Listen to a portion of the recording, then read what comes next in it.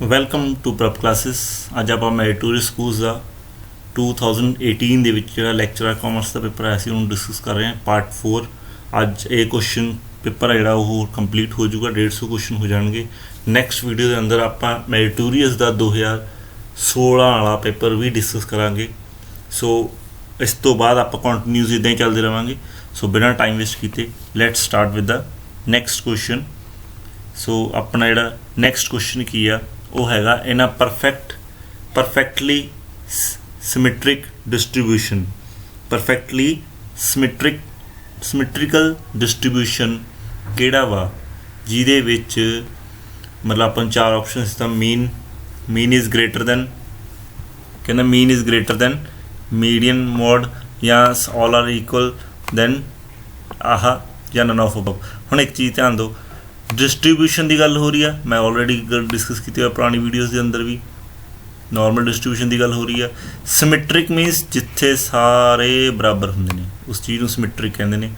ये गल याद रखियो, इत्थे सारे की होंगे ने बराबर होंगे ने।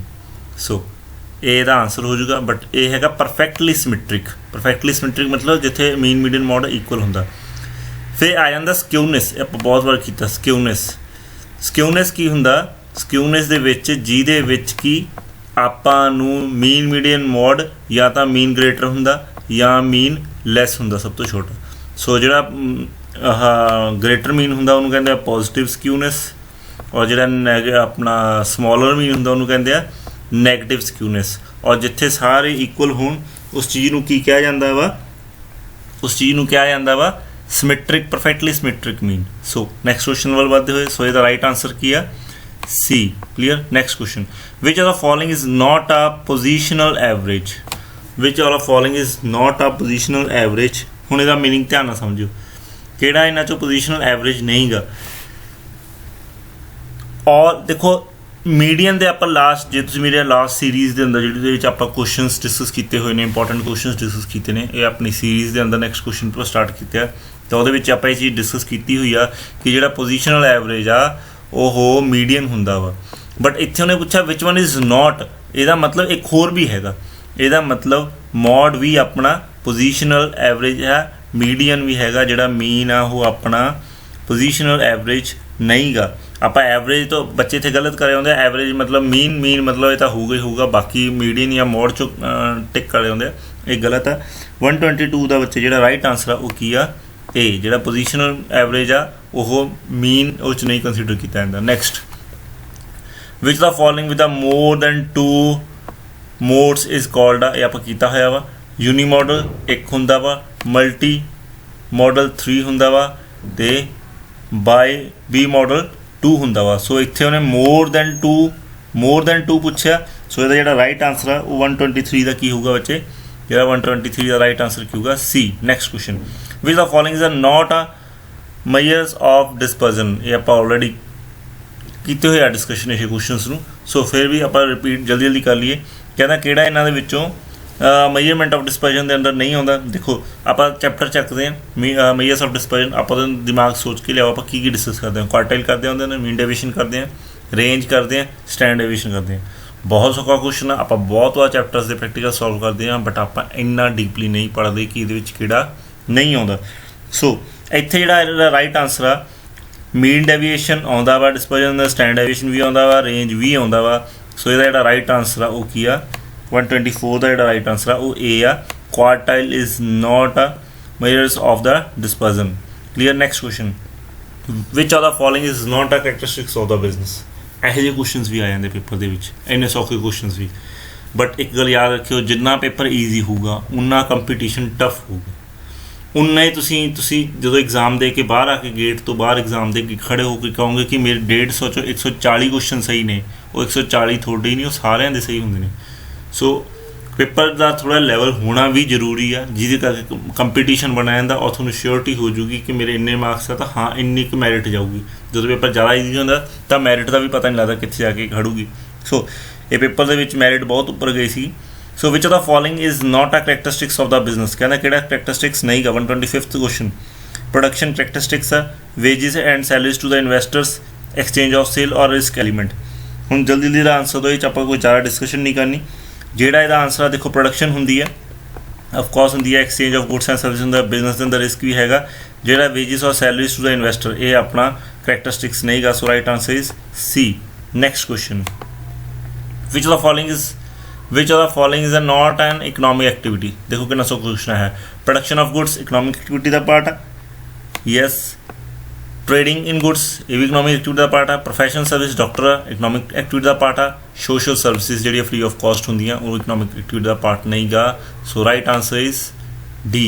ये सारा मेरिटोरियस पेपर के विच है, इन्ने सौखे question. Next 27th, to what category of the industries can sugar mill or a oil refinery be put. कहते जी इंडस्ट्रीज कि कैटेगरी के अंदर आउंदियां ने, शुगर मिल ਤੇ ऑयल रिफाइनरी ਕਿਹੜੀ कैटेगरी के अंदर, प्राइमरी ਦੇ, टैरेटरी ਤੇ, सैकेंडरी ਦੇ ਜਾਂ नन ऑफ अबव। सो 127 ਦਾ ਜਿਹੜਾ ਕੁछ आंसर आ ਹੁਣ सोच के देखो। इंडस्ट्रीज प्राइमरी ਤਾਂ नहीं गा, प्राइमरी की जिस फिशिंग आ जाती है ना, ਜਾਂ मतलब कुदरती नैचुरल रिसोर्सिस आ जाते हैं। सो ये तो नहीं होने लग्या। टैरेटरी के अंदर आप एड्स ऑफ ट्रेड ले लेने, ये नहीं होने लग्या। इंडस्ट्री जिथे कि प्रोडक्शन होंगी है, रिफाइन किया जाता प्रोडक्ट्स है ना, वो आ जाता। सो इसका राइट आंसर की है बी। ये ज़्यादा डिस्कस करने की जरूरत नहीं, सिंपल क्वेश्चन ने। Next, sport services to the industries, business activities are clubbed under। जे तुसीं 127th क्वेश्चन ਨੂੰ ਸੁਣਦੇ ਹੋਏ ਮੇਰੀ ਵੀਡੀਓਜ਼ ਨੂੰ, ਮੇਰੀ ਗੱਲਾਂ ਨੂੰ ਸੁਣਿਆ ਹੋਊਗਾ ਤਾਂ ਤੁਹਾਨੂੰ ਇੱਥੇ ਆਨਸਰ ਪਤਾ ਲੱਗ ਜਾਊਗਾ ਕਿ ਆਪਾਂ ਉੱਥੇ ਗੱਲ ਕਰਕੇ ਹਟੇ ਹਾਂ ਕਿ ਦੇਖੋ ਇਹਦੇ ਅੰਦਰ ਕੀ ਆ।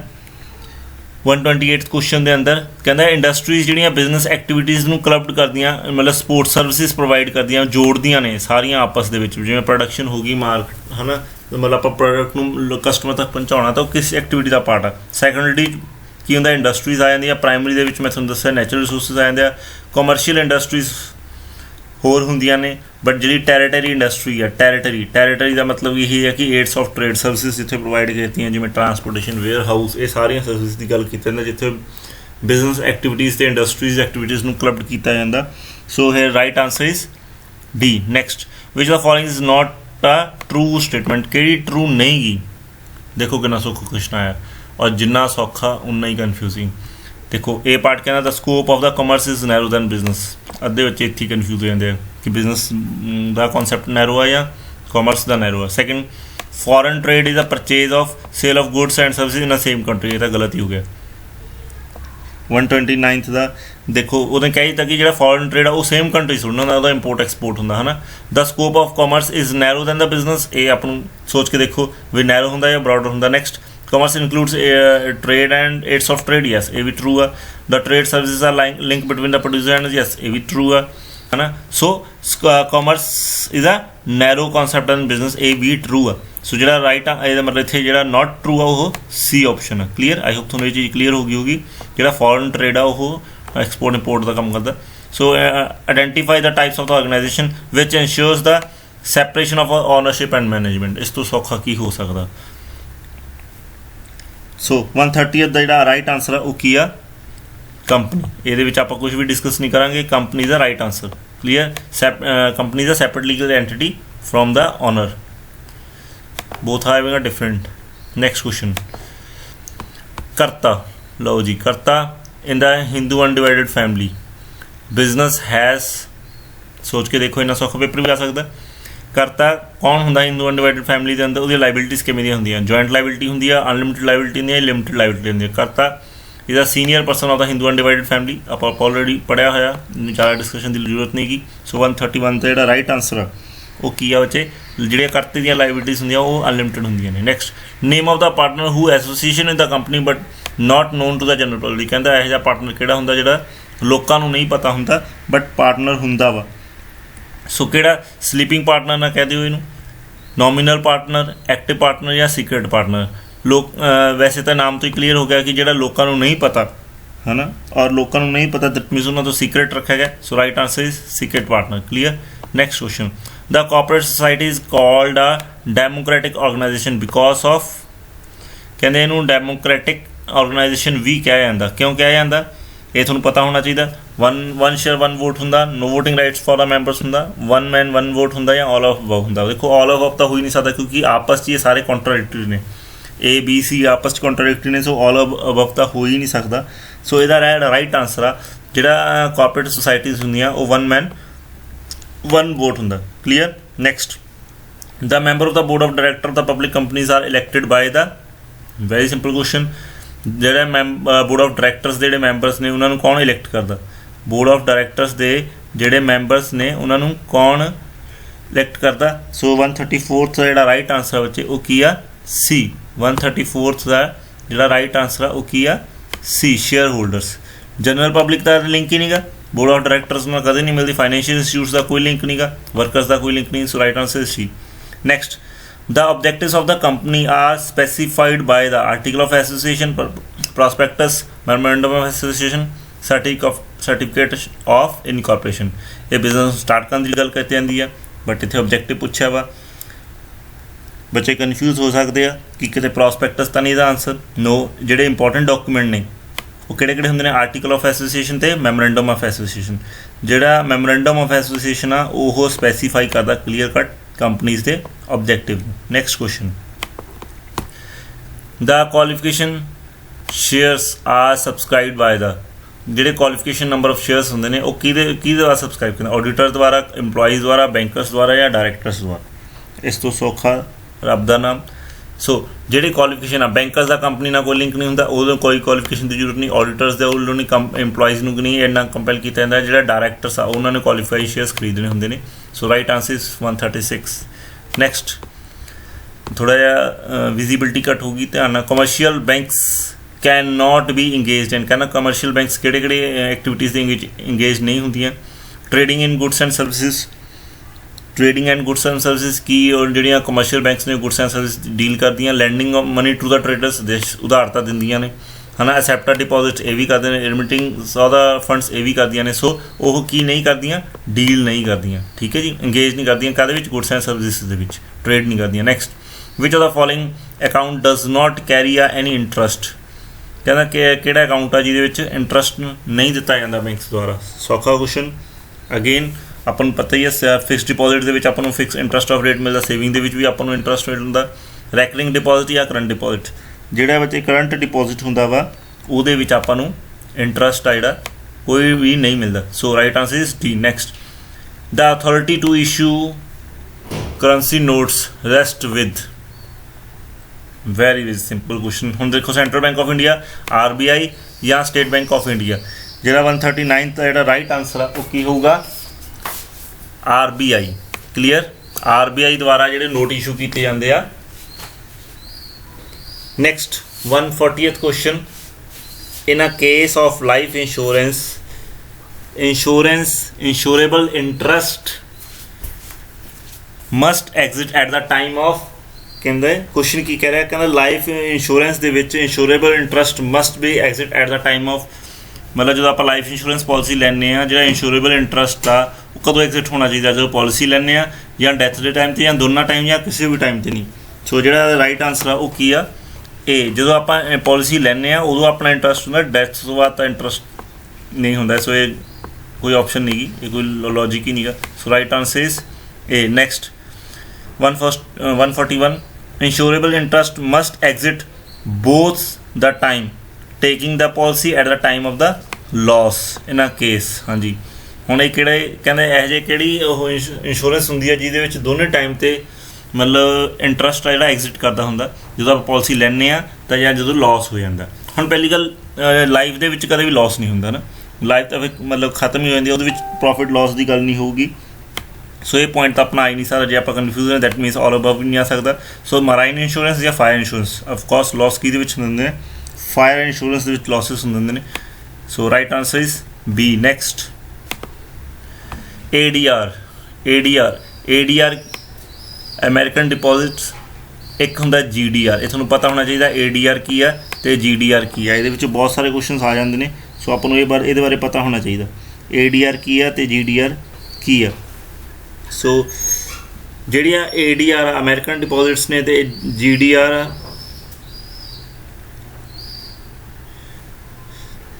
ਜਿਹੜੀ अमेरिकन ADR ਜਿਹੜੀ ਇਹਦੀ फुल फॉर्म की है पहले तो पता होना चाहिए अमेरिकन डिपॉजिटरी रिसिप्ट्स ठीक है अमेरिकन डिपॉजिटरी रिसिप्ट्स ਜਿਹੜੀ GDR ਆ ਉਹਦੀ ਜਿਹੜੀ फुल फॉर्म आ वो है ग्लोबल डिपॉजिटरी रिसिप्ट्स ਹੁਣ ADR can be use in ਜਿਹੜੀ ADR आ वो कित्थे यूज होंदी है तो GDR कित्थे यूज होंदी है ਜਿਹੜੀ ADR ਆ ਉਹ ਅਮਰੀਕਨ ਡਿਪੋਜ਼ਿਟਰੀ ਰਿਸਿਪਟ ਆ ਜਿਹੜੀ कि ਇਸ਼ੂਡ ਕੀਤੀ ਜਾਂਦੀ ਆ US ਦੁਆਰਾ, US ਡਿਪੋਜ਼ਿਟਰੀ ਬੈਂਕਸ ਦੁਆਰਾ। ਕਲੀਅਰ। ਜਿਹੜੇ ਐਂਡ ਜਿਹੜੀ GDR ਆ, ਜਿਹੜੀ GDR ਆ, GDR ਕੀ ਆ, can be listed and a trade in a stock exchange of the any country. जी GDR वो किसी भी कंट्री दे विच, एनी कंट्री गल याद रखियो, GDR की आ any country, any country. Clear. Any country ये किसी भी कंट्री दे विच लिस्टड होकर अपना वर्कआउट कर सकती है, ट्रेडिंग कर सकती है स्टॉक एक्सचेंज दे विच। बट जी ADR वो सिर्फ अमेरिका दे विच। सो इत्थे आपां 142 दे विच की पूछा गया, क्वेश्चन तेरे बैक आ जाओ। वो कहता कि ADR कितना डील करती है, ऑफकोर्स आप हुणी आंसर डिस्कस किया B। Clear. Next question, the business ethics deals primarily with. जो बिजनेस एथिक्स ने वो किहदे नाल डील करदे ने, सोशल रिस्पोंसिबिलिटी ना, मॉरल ऑब्लीगेशंस ना, pricing of the product and services ना, being unfair to the competition. देखो बिजनेस एथिक्स मतलब रूल एंड रेगुलेशंस है ना, वो कि प्राइमरी कि डील करते हैं, मतलब उन्होंने बेसिक लॉजिक की है। सो इतने देखो कि जो बिजनेस एथिक्स है उन्होंने रिस्पोंसिबिलिटी की सोशल रिस्पोंसिबिलिटीज कंप्लीट किया जाए, pricing of the product and services सही होना चाहिए, बीइंग अनफेयर कंपीटिशन तो अपन बचाया जा सके, या मॉरल ऑब्लीगेशंस। हुण ये क्वेश्चन की है बहुत कन्फ्यूजिंग आ और ईजी भी आ, और बट जे थोड़ा सोशल रिस्पोंसिबिलिटीज से मॉरल ऑब्लीगेशंस के विच डिफरेंस क्लीयर होगा दैन थोड़ा यदा एग्जैक्टली आंसर पता लग जाएगा। जो राइट आंसर है वो है C। Clear. Next, the period takes a utilitarian view point of ethics. He will therefore judge a business decisions to the ethic also long as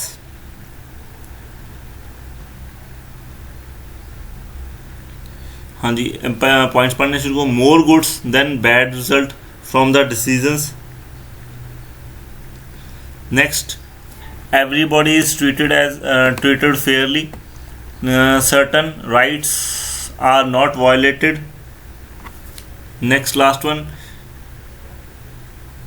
one की कहता ही has a good character and integrated.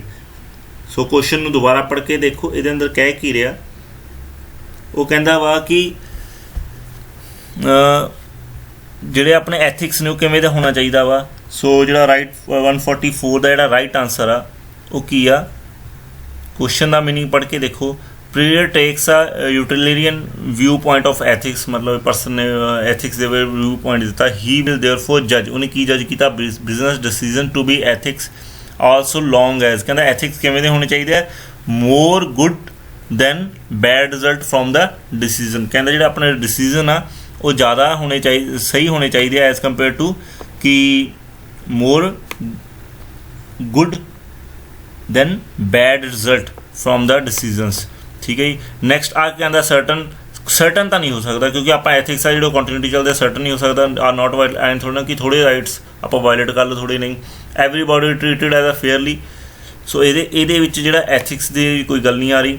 तो ही has a good character और integrity, ये कोई वो नहीं logic नहीं बनता। सो जो राइट आंसर आ वो की आ, ए आ। क्लीयर। ये है कि ਜਿਹੜੇ भी आप बिजनेस अपना मतलब देखो बिजनेस के जो डिसीजनस होने चाहिए, बिजनेस के एथिक्स तो बिजनेस के डिसीजनस ये जो तुम ध्यान ना समझोगे तो पैरल चलते हैं। ਜਿਹੇ अपने एथिक्स होंगे, जो रूल एंड रेगूलेशन होंगे ने उही अपने डिसीजन दे विच इंपैक्ट करते हैं।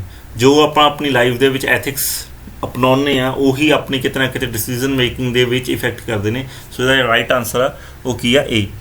नैक्सट 145 क्वेश्चन कहता unethical behaviour is often triggered by, कहना unethical behaviour is often triggered by the pressure from the higher management to achieve the goals, या pressure from the higher management to achieve the goals, या both A and B, या system of check balances. So इत्थे हुण जे तुसीं question ध्यान देख रहे हो तो एको ही पॉइंट आ जिहड़ा वो 2 बार आ गया सीगा। सो इसे करके जिहड़ा इहदा राइट आंसर वो की आ, सी आ। ये गल ध्यान रखियो, सी आ। जे तुसीं ए लगा दोगे तो बी भी वो सेम आ। सो ये इत्थे ऑप्शन मिली करके ए एंड बी तां आ गया। सो इसका राइट आंसर सी आ। इत्थे क्वेश्चन का मीनिंग पढ़ लो, unethical behaviour is often triggered by the, मतलब अनएथिकल बिहेवियर क्यों अपनाया जाता, क्योंकि जो ਪ੍ਰੈਸ਼ਰਾਈਜ਼ ਕੀਤਾ ਜਾਂਦਾ ਮੈਨੇਜਮੈਂਟ ਦੁਆਰਾ ਕਿ ਤੁਸੀਂ ਆਪਣੇ ਗੋਲਸ ਨੂੰ ਅਚੀਵ ਕਰਨਾ। ਸੋ ਕਿਤੇ ਨਾ ਕਿਤੇ ਬੰਦਾ ਅਨਐਥੀਕਲ ਬਿਹੇਵੀਅਰ ਅਪਣਾਉਂਦਾ ਵਾ ਤਾਂ ਕਿ ਉਹ ਆਰਗੇਨਾਈਜੇਸ਼ਨਸ ਦੇ ਗੋਲਸ ਨੂੰ ਅਚੀਵ ਕਰ ਸਕੇ ਜੋ ਐਜ਼ ਪਰ ਮੈਨੇਜਮੈਂਟ ਦੁਆਰਾ ਕਿਹਾ ਜਾਂਦਾ ਵਾ। Next, the team leader Gary is scheduled to prepare a performance of a Lisa। ध्यान ਨਾਲ ਸਮਝੋ। A team leader Gary is scheduled to prepare a performance of the Lisa, a team member who also happened to be his wife's closest friend। The ethical temptation Gary face is, ਹੁਣ ਦੇਖੋ question ਨੂੰ ਧਿਆਨ ਨਾਲ ਪੜ੍ਹ ਕੇ ਦੇਖੋ ਤੁਹਾਨੂੰ ਕੀ ਸਮਝ ਲੱਗਦਾ ਇਸ ਕੁਐਸਚਨ ਦੇ ਵਿੱਚ ਕੀ ਕਿਹਾ ਗਿਆ। ਦੇਖੋ ਕਹਿੰਦਾ ਵੀ team leader Gary is schedule to prepare the performance of Lisa. ਠੀਕ ਹੈ, ਜਿਹੜਾ ਟੀਮ ਲੀਡਰ ਆ ਗੈਰੀ ਆ ਉਹਨੇ ਮਤਲਬ ਪ੍ਰਿਪੇਅਰ ਆਪਣੀ ਲੀਜ਼ਾ ਦੀ ਪਰਫੋਰਮੈਂਸ ਲਈ ਪ੍ਰਿਪਰੇਸ਼ਨ ਕਰਵਾਈ ਆ। Team members who also happens to his wife's closest friend, ਉਹ ਕਿਤੇ ਨਾ ਕਿਤੇ ਉਹਦੇ ਕਲੋਜ਼ ਫਰੈਂਡਸ ਆ। ਸੋ ਇੱਥੇ ਬਿਹੇਵੀਅਰ 'ਚ ਕਿਵੇਂ ਦਾ ਇਫੈਕਟ ਪਊਗਾ। ਸੈਕਸੁਅਲ ਹਰਾਸਮੈਂਟ ਇਹੋ ਜਿਹਾ ਕੋਈ ਨਹੀਂ ਹੋਊਗਾ। Dealing with the confidential information ਇਹੋ ਜਿਹਾ ਵੀ ਕੁਛ ਨਹੀਂ ਹੋਊਗਾ। Misuse of in cooperative resources no, ਜਿਹੜਾ ਰਾਈਟ ਆਨਸਰ ਹੋਏਗਾ ਕਨਫਲਿਕਟਸ ਆਫ ਦਾ ਇੰਟਰਸਟ। ਦੇਖੋ ਇੱਥੇ ਅਸਲ ਦੇ ਵਿੱਚ ਹੁੰਦਾ ਕੀ ਆ, ਜਿਹੜੀ ਟੀਮ ਮੈਂਬਰਸ ਨੇ ਉਹ ਓਵਰਆਲ ਸੋਚਣਗੇ। ਧਿਆਨ ਨਾਲ ਸਮਝੋ, ਜਿਵੇਂ ਟੀਮ ਮੈਂਬਰਸ ਆ, ਜਿਵੇਂ ਹੁਣ ਆਪਣੀ ਕੋਈ ਵੀ ਕੰਮ ਕਰ ਰਹੇ ਹੋਏ, ਆਪਣਾ ਕੋਈ ਪਰਸਨਲ ਕੋਈ ਕੰਪੀਟੀਸ਼ਨ ਆ, ਜੇ ਆਪਣਾ ਕੋਈ ਉਸ ਦੇ ਵਿੱਚ ਕੋਈ ਆਪਣਾ ਨੋਨ ਪਰਸਨ ਕੰਪੀਟੀਸ਼ਨ ਲੜ ਰਿਹਾ ਵਾ ਤਾਂ ਜਿਹੜਾ ਆਪਣਾ ਜਿਹੜਾ ਇੰਟਰਸਟ ਹੋਊਗਾ ਉਹਨੂੰ ਜਿਤਾਉਣ ਦੇ ਲਈ ਹੋਊਗਾ। ਸੋ ਇਵੇਂ ਦਾ ਕਿਤੇ ਨਾ ਕਿਤੇ ਜਿਹੜੀ ਟੀਮ ਹੋਊਗੀ ਜਾਂ ਜਿਹੜੇ ਜੱਜ, ਹੁਣ 3 ਜੱਜ ਬੈਠੇ ਆ, ਇੱਕ ਦਾ ਕਿਸੇ ਦਾ ਜੱਜ ਦਾ ਕੋਈ ਨੋਨ ਫਰੈਂਡ ਉਹੀ ਕੰਪੀਟੀਸ਼ਨ ਲੜਿਆ ਤਾਂ ਉਹ ਜੱਜ ਆ ਜਿਹੜਾ ਉਸ ਦਿਨ ਉਹ ਕੀ ਕਰੂਗਾ, ਉਹ ਕਿਤੇ ਨਾ ਕਿਤੇ ਪਾਰਸ਼ੀਅਲਿਟੀ ਕਰਨ ਦੀ ਜਿਹੜੀ ਕੋਸ਼ਿਸ਼ ਕਰੂਗਾ। ਬਟ ਜਿਹੜੇ ਅਦਰਸ ਨੇ, ਟੀਮ ਮੈਂਬਰਸ ਨੇ, ਉਹਨਾਂ ਨਾਲ ਫਿਰ ਇਹਨਾਂ ਇਹ ਪਰਸਨ ਦਾ ਕੀ ਹੋ ਜਾਊਗਾ, ਕਨਫਲਿਕਟ ਪੈਦਾ ਹੋ ਜਾਊਗਾ, ਕਨਫਲਿਕਟ ਆਫ ਇੰਟਰਸਟ। ਜੇ ਤੁਸੀਂ ਇਸ ਚੀਜ਼ ਨੂੰ ਸਮਝ ਗਏ ਹੋਗੇ ਤਾਂ ਇਹਦਾ ਰਾਈਟ ਆਨਸਰ ਕੀ ਹੈ ਬੱਚੇ, ਡੀ ਆ। ਨੈਕਸਟ, ਇਹ ਛੋਟੀ ਜਿਹੀ ਐਗਜ਼ਾਮਪਲ ਲਈ ਸੀ ਸਾਈਡ 'ਤੇ ਜਾ ਕੇ, ਜੋ ਕਿ ਇਸ 146 ਕੁਐਸਚਨ ਤੋਂ ਸਾਈਡ ਸੇਮ ਸੀਗੀ। ਨੈਕਸਟ 147 ਕੁਐਸਚਨ ਦਾ opportunity cost of a student is. Opportunity cost ਕਹਿੰਦੇ ਕਿਹਨੂੰ, ਪਹਿਲਾਂ ਤਾਂ ਤੁਹਾਨੂੰ ਮੀਨਿੰਗ ਕਲੀਅਰ ਹੋਣਾ ਚਾਹੀਦਾ। ਸੋ ਜੇ ਤੁਹਾਡੇ ਦਿਮਾਗ 'ਚ ਓਪਰਚੁਨਿਟੀ ਕਾਸਟ ਦਾ ਮੀਨਿੰਗ ਕਲੀਅਰ ਤਾਂ ਤੁਹਾਡਾ ਆਨਸਰ ਆ ਜਾਊਗਾ। Opportunity cost of a student is course fees, rental ਜਾਂ ਲੋਨ ਫਰੋਮ ਬੈਂਕ, ਜਾਂ what the student will earn after graduation, या what the student could be earned in the best job available by the not studying। देखो opportunity caste ਕੀ ਹੁੰਦੀ ਹੈ, ਪਹਿਲੀ ਗੱਲ ਤਾਂ ਇਹ ਸਮਝੋ। ਓਪਰਚੁਨਿਟੀ ਕਾਸਟ ਹੁੰਦੀ ਆ A ਜਾਂ B। ਮੈਨੂੰ 2 ਕੰਮ ਮਿਲ ਰਹੇ ਆ, ਜਾਂ ਤਾਂ ਮੈਂ A ਕੰਮ ਨੂੰ ਚੋਇਸ ਕਰੂੰਗਾ ਜਾਂ ਮੈਂ B ਕੰਮ ਨੂੰ ਚੋਇਸ ਕਰੂੰਗਾ। ਜੇ ਮੈਂ A ਕੰਮ ਕਰਦਾ ਤਾਂ ਮੇਰੀ ਜਿਹੜੀ B ਦੀ ਓਪਰਚੁਨਿਟੀ ਆ ਉਹ ਖਤਮ ਹੋ ਜੂਗੀ। ਜੇ ਮੈਂ B ਕੰਮ ਕਰਦਾ ਤਾਂ ਜਿਹੜਾ ਮੈਨੂੰ A ਤੋਂ ਮਿਲਣ ਵਾਲੀ ਅਰਨਿੰਗ ਆ ਉਹ ਖਤਮ ਹੋ ਜੂਗੀ। ਇਹਨੂੰ ਓਪਰਚੁਨਿਟੀ ਕਹਿੰਦੇ ਨੇ। ਮਤਲਬ ਜਾਂ ਆਹ ਜਾਂ ਆਹ, A ਜਾਂ ਫਿਰ B ਸੇਮ ਕਹਿੰਦੇ। ਜਾਂ ਤਾਂ ਇਹਦਾ ਰਾਈਟ ਆਨਸਰ ਕੀ ਹੋਊਗਾ, what the student could have earned in the best job available by not studying. ਕਹਿੰਦਾ ਜਾਂ ਤਾਂ ਉਹ ਸਟੱਡੀ ਕਰੇ ਸਟੂਡੈਂਟ ਆ, ਹੈ ਨਾ। ਜੇ ਸਟੂਡੈਂਟ ਜੇ ਸਟੱਡੀ ਨਹੀਂ ਕਰਨੀ ਤਾਂ ਫਿਰ ਉਹਦੀ ਜਿਹੜੀ ਬੈਸਟ ਜੋਬ ਅਵੇਲੇਬਲ ਆ। ਸੋ ਓਪਰਚੁਨਿਟੀ ਕਾਸਟ ਕਹਿੰਦੇ ਆ A ਦੀ ਬਜਾਏ ਜੇ ਆਪਾਂ ਕੋਈ ਜੋਬ ਕਰਨੀ ਹੈ ਜਾਂ ਜੋਬ ਦੀ ਬਜਾਏ ਆਪਾਂ ਸਟੱਡੀ ਕਰਨੀ ਹੈ। Next, who has given the scarcity definition of economics. ਜੇ ਤੁਸੀਂ ਧਿਆਨ ਨਾਲ ਸਮਝਿਆ ਹੋਵੇ, ਮੇਰੇ ਲਾਸਟ ਵੀਡੀਓਜ਼ ਨੂੰ ਦੇਖਿਆ ਹੋਵੇ, ਤਾਂ ਇਕਨੋਮਿਕਸ ਦੀ ਮੈਂ ਇੱਕ ਬੜਾ ਵਧੀਆ ਕਨਸੈਪਟ ਤਿਆਰ ਕਰਕੇ ਦਿੱਤਾ ਸੀਗਾ, ਜਿਹਦੇ ਵਿੱਚ ਸਾਰੇ ਇਕਨੋਮਿਕਸ ਜਾਂ ਕਿਹੜੇ ਪਰਸਨ ਨੇ ਕੀ ਡਿਫਾਈਨ ਕੀਤਾ ਉਹਦੇ ਰਿਗਾਰਡਿੰਗ ਮੈਂ ਸਾਰੀ ਡੀਪਲੀ ਇਨਫੋਰਮੇਸ਼ਨ ਪ੍ਰੋਵਾਈਡ ਕਰੀ ਹੈ। ਇਹਦਾ ਲਿੰਕ ਮੈਂ ਡਿਸਕ੍ਰਿਪਸ਼ਨ 'ਚ ਵੀ ਦੇ ਦੂੰਗਾ। ਸੋ ਆਈ ਹੋਪ ਤੁਸੀਂ ਉਸ ਚੀਜ਼ ਨੂੰ ਸਮਝੋਗੇ। ਬਹੁਤ ਬੈਨੀਫੀਸ਼ੀਅਲ ਆ ਉਹ ਵੀਡੀਓ। ਇਹੋ ਜਿਹੇ ਸਾਰੇ ਮਤਲਬ ਰੋਬਿਨਸਨ ਨੇ ਕਿਹੜੀ ਦਿੱਤੀ ਸੀਗੀ ਥਿਊਰੀ ਦਿੱਤੀ ਸੀ, ਐਡਮ ਸਮਿਥ ਨੇ ਕੀ ਕਿਹਾ ਸੀ, ਮਾਰਸ਼ਲ ਨੇ ਕੀ ਕਿਹਾ ਸੀ, ਰੋਬਰਟਸਨ ਨੇ ਕੀ ਕਿਹਾ ਸੀਗਾ। ਸੋ ਬਹੁਤ ਸਾਰੀਆਂ ਥਿਊਰੀਜ਼ ਡੈਫੀਨੇਸ਼ਨ ਇਕਨੋਮਿਕਸ ਦੁਆਰਾ ਦਿੱਤੀਆਂ ਗਈਆਂ, ਉਹਦੇ ਵਿੱਚ ਇਕੱਠੀਆਂ ਕਰਕੇ ਲਿਖੀਆਂ ਹੋਈਆਂ। ਸੋ ਉਸ ਚੀਜ਼ ਨੂੰ ਜ਼ਰੂਰ ਸੁਣਿਓ। 148th ਕੁਐਸਚਨ ਦੇ ਅੰਦਰ ਹੁਣ ਇੱਥੇ ਕੀ ਪੁੱਛਿਆ ਕਿ ਜਿਹੜਾ ਸਕਾਰਸਿਟੀ ਦਾ ਕਨਸੈਪਟ ਆ ਉਹ ਕਿਹਨੇ ਦਿੱਤਾ ਸੀਗਾ। ਜਿਹੜਾ ਸਕਾਰਸਿਟੀ ਦਾ ਕਨਸੈਪਟ ਆ ਉਹ ਦਿੱਤਾ ਸੀ ਰੋਬਿਨਸਨ ਨੇ। Clear. So Robinson is the right answer. Under the law of demand, law of demand ਕੀ ਕਹਿੰਦਾ, the price of the commodity is an independent variable. ਦੂਸਰਾ, reciprocal relationship is found between the price and the quantity demanded.